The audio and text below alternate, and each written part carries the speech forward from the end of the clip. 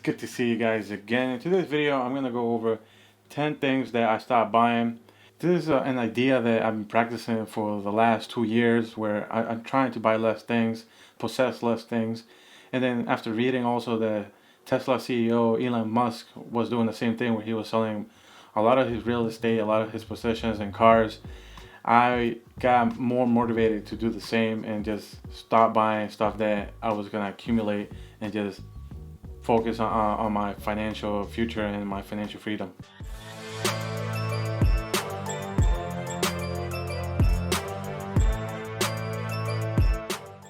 Welcome to SimpleChew. I'm your host, Hank. I've been an accountant for 10 years. I also run a resale business on the side for the past 5 years. And if you've been following me for a while, it would really help me if you like the video. And if you're new, welcome. I talk about a lot about investment education, accounting practices, and also resale education. I suggest you to subscribe and also hit the bell so you can get notifications for every video that I post, because I post every Mondays and Fridays. The first item that I stopped buying was books. I love reading. I read about two books a week. I'm a fast reader now that I got used to it, but so I was going a lot to the bookstore and buying a bunch of books. And there's two problems with buying books. The first thing is they're expensive if you're gonna buy them new, and depending on the type of book you buy, if you're buying like a cover book, it gets more expensive. So, and then the other thing that gets expensive is the storage of books. I had like 5 different bookshelves that I had, and they get really heavy, especially if you're gonna be moving or you're trying to make space. It takes a lot of space. So even though I was learning a lot about the books, I was definitely having the storage of the books and buying new books was really hurting my pockets and the bottom line. So what I started doing was just going to the library and renting books. And I think it was harder for me to switch to go to the library because the library sometimes doesn't have all the books that you need, or if they have it, it's already somebody loaned it. So it was hard of an adjustment, but I worked with it where if I had a list, I will go through the list and whatever was available, I just started reading that. I was really focused on I needed to read it in this specific way, but hey, the library is free, so I compromised and I was able to get whatever I needed first, and then I read that, and then went back and get my other books. It's kind of a pain in the butt, but other than that, it's free.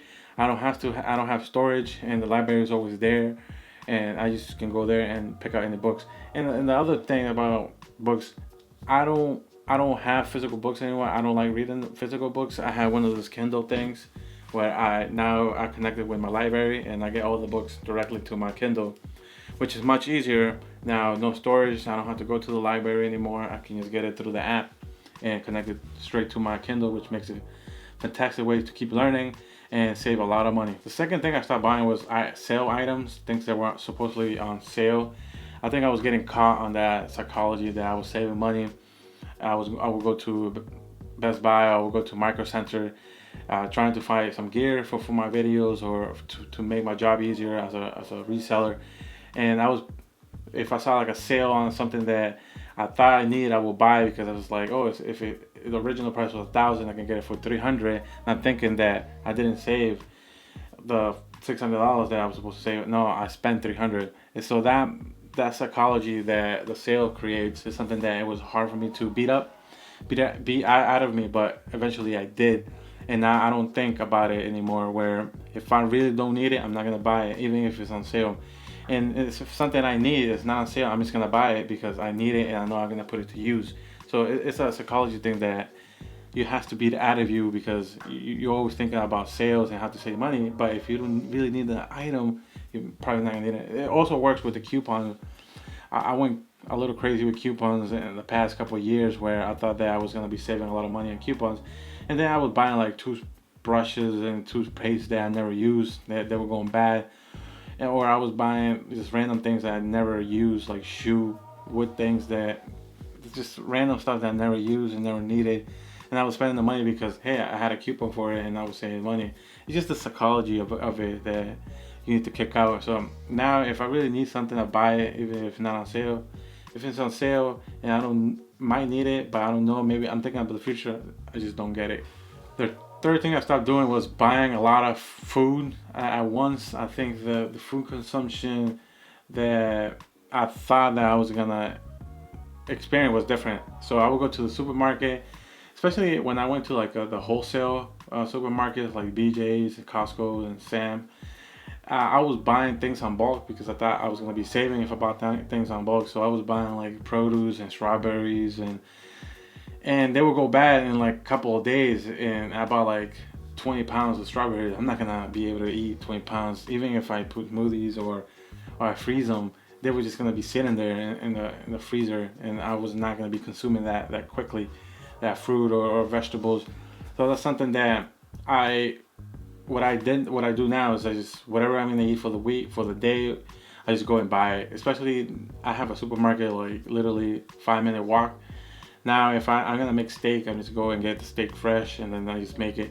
It's a little pain in the ass, but I know that I'm saving money in the long run where I'm not buying things on bulk and getting things going bad on me. Sometimes I'll buy coffee thinking that coffee is gonna last me a couple of months, and then the coffee was stale and nasty after a couple of weeks, and I had to throw it away and then go back and buy more. So that's something that I also had to kick out of my system, that buying in bulk is not really saving me money, especially if you're buying produce or things that go bad really quickly. If you're gonna buy like tuna and stuff, cans, goods, you're fine buying in bulk, but just switching on you can't buy everything in bulk. It was important to me, and not everything's gonna fit in the fridge at the end of the day. Fourth item, now that we're talking about produce and going to the supermarket, was buying soda. I love soda. I'm a really addicted person with soda. Like I love soda so much that it was actually costing me a lot of money, not only buying it but health wise too, which I was gaining weight. And then I couldn't, once I gained weight, I couldn't sleep because I was developing sleep problems because of my weight. And it was causing a lot of problems with drinking soda. And then I would have to go to the hospital and go to see my doctor to see what's wrong with me.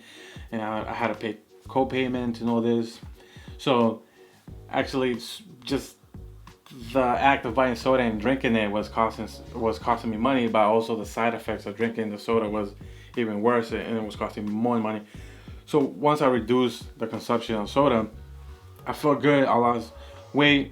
I was able to sleep better, and I didn't have to visit my doctor as much. I think that's one of the problems now, especially in the United States, the consumption of soda. Even diet soda is not good for you.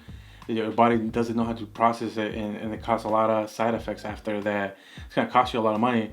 And the fifth item, we're still in the supermarket, and I'm not buying any brand items anymore. I think that once you realize that you have to buy your own produce and you're out of your parents' house, you find out that how expensive is the brand name. If I'm in the pharmacy, I just definitely choose the non-brand. It's the same thing, especially my brother's pharmacy. He works in the pharmacy. He tells me that medicine, even the name brands and non-brands, are the same thing. They work the same.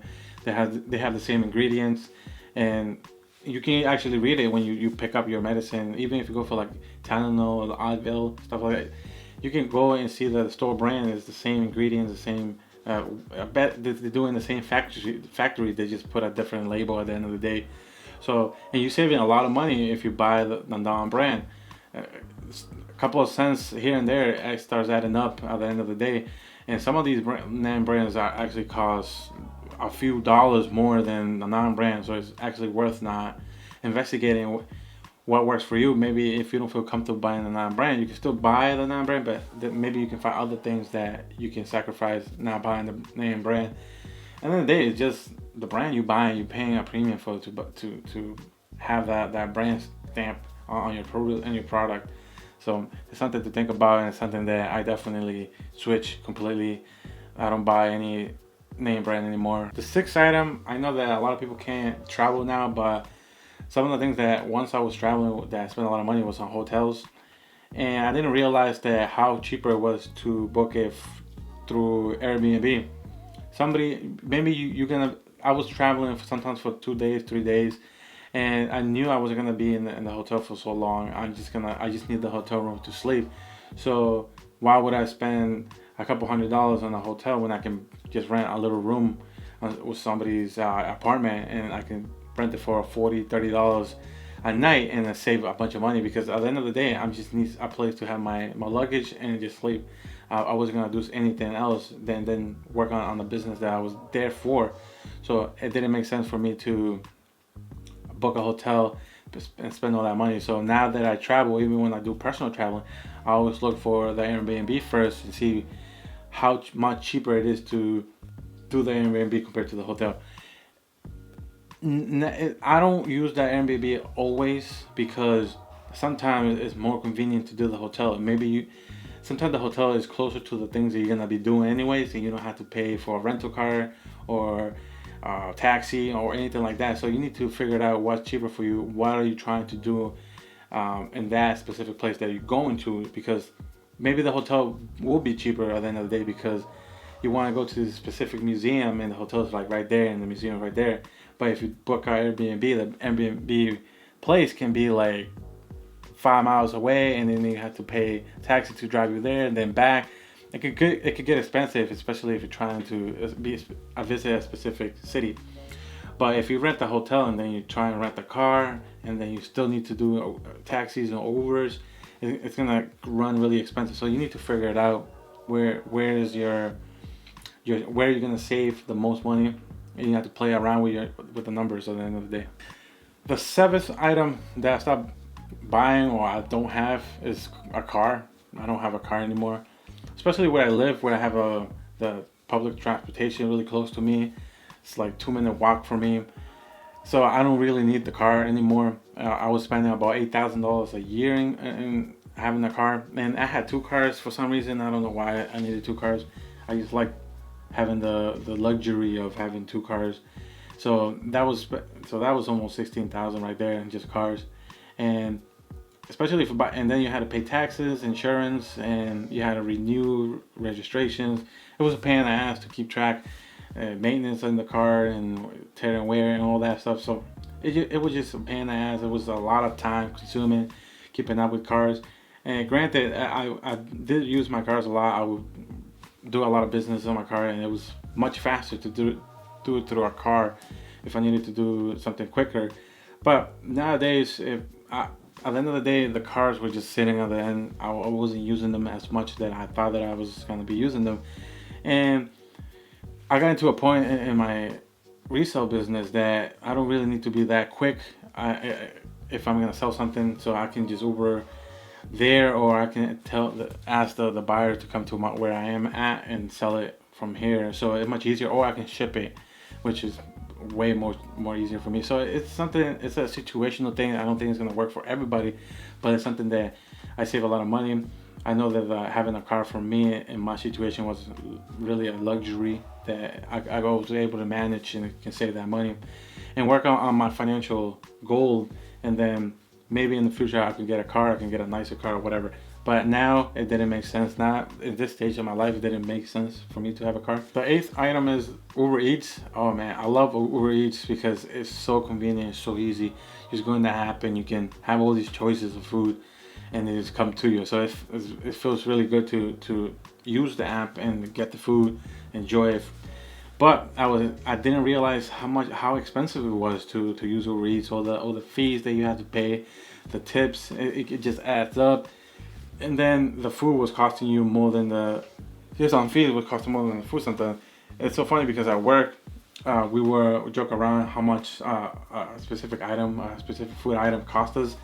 Some people would be like, "Oh, I just paid for like a ham sandwich. I paid like $25," and somebody else would be like, "Oh, that's nothing. I paid $30 for a cheese omelet or something." It was just getting crazy how much money people were spending, and we were joking. It wasn't probably $30, but it was a lot of money for an omelet that at home would cost you a couple of cents, and then if you were in the restaurant, it probably cost you like $3, but it was costing you like $15 to get it to wherever you are. And it makes sense because Uber has to get a driver to. I mean, it's just the convenience of it. You buying time at the end of the day. With Uber Eats or Uber, the taxi thing, so it's just buying time. So if you into like a business setting where you can't leave because you're trying to work a business and you're hungry and it's fine. But we were doing it because it was lunchtime and we didn't have anything to do and we just ordering food online. Now that most of us are working from home, we have more time to cook and stuff, but sometimes it's just much easier to go to the Uber Eats, and those fees will definitely add up. Something that it was something else that I had to kick out because it was much easier than cooking, where I can just order it really quickly. And going back to the traveling, the ninth item was buying tickets on high demand months. I think that we know those months already, the summer month or when the kids are on vacation, because parents can't take vacations other months. So those are considered high demand month, where airlines are going to boost the tickets because, well, supply and demand. The supply is low and the demand is high, so the price is going to go up. And I usually avoid those months. If you don't have kids, it's convenient to not book your flights on those days, on those specific months. And you're gonna save a ton of money if you just go on the fall, or you go in the winter time. I love traveling those times where there's no lines or barely any lines, or once you hit the country or the city you're trying to visit, it's much easier to do the things that you want to do quickly, see the attractions, see the museums, and it was much smooth. When I went to France, I went in the late fall, almost winter times, and it was beautiful. It was just so nice to walk around. There wasn't a lot of people. The people who lived there in Paris, they were working, they were doing their business, and you just felt like you didn't feel like too much as a tourist. You felt like you were part of the whole community. It just felt nice being there at that time, and I was able to go to the museums really quickly. 10-minute waits, and I was seeing all the museums, seeing Mona Lisa and all that. And people were telling me on high peak month, it would take 4 or 5 hours just to get into the museum, and then to see Mona Lisa would be another 5 hours. So it's just great to think about not traveling on those, and you save a bunch of money. Still with the traveling, and the 10th item that I stopped by was buying souvenirs. I was spending like a lot of money in souvenirs. I was thinking of my coworkers, I was thinking of my parents, thinking of my friends, and bringing souvenirs and bringing a bunch of stuff that the people and wherever you're visiting, they know that tourists have money first of all, and then they high mark that stuff because you feel bad. They're playing with your emotions that you're coming back from a place that you enjoy, you have fun, and then you have people and outside that they couldn't come with you, or you putting pictures on Facebook and they commenting, oh, I wish I was there, or something. So you feel kind of bad that you were having so much fun and people didn't. Your family couldn't come with you, and then you think a souvenir that will show that, I was thinking of you guys when I was having fun in this different country, city, or whatever. So you buy the souvenir, and the mark on a souvenir is really high, and usually it's in dollars, especially if you're traveling outside the country. And you're like, wait, I just bought like food for 10 cents, but you're selling this souvenir for like $20? Like, it doesn't make sense. And it's something you see once you leave the country and try to buy a souvenir, where everything else you can buy clothes. I buy like nice shirts from India and all these other countries, Turkey, and the shirts were like $2 to like $3 the max if you're trying to buy like a high quality. But then you go to the souvenir store, you buy like a little like keychain, it's like $15, and you're like, what? That doesn't even make sense. But they're playing with your emotions, and that's a lot of money wasting if you're gonna be buying those souvenirs. Thank you guys for watching. So I just wanted to express to you guys the things that are the items and things that I don't buy anymore. I've been really focused on budgeting and saving money and spending less money overall. I think that some of the items that I stopped spending is not gonna be able to be mimicked by everybody, because other people have different priorities. Maybe the car part, somebody really needs a car to go to work or whatever. So it's just a list that people can think about where they can choose and pick where can to help them. But this is the 10 things that has helped me and it took me a couple years to get to this 10 list. So it's gonna take a couple years for you guys also to kick out the notion of buying on sale or buying Coke, because I love Coke so much and I still think about it. But it's just something to think about, and think about your future and what's your finance goals. And always remember, guys, to keep it simple.